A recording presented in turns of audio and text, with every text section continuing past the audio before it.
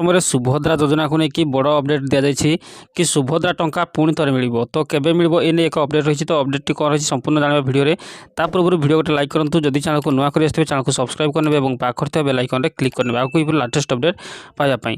तो देखो कहुई कि चलित सप्ताह में मिल सुभद्रा टंका एने सूचना देते उपमुख्यमंत्री प्रभाती परिड़ा।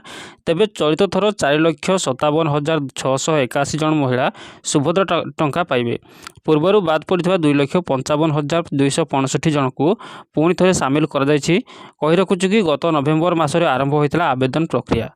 नुआक 1,78,398 नुआ हिताधिकारी को प्रथम थर मिल सुभद्रा टंका 5,000 टंका लेखाएं पाइबे। तेबे पूर्वर जो मैंने बाद पड़ते से समस्त किस्ती एकाथरे पाइबे। सेहीपरि अभियोग शुणाणी 24,018 जन महिला हिताधिकारी को सुभद्रा सामिल कर 250 कोटी टंकार सहायता राशि खाता को जीव।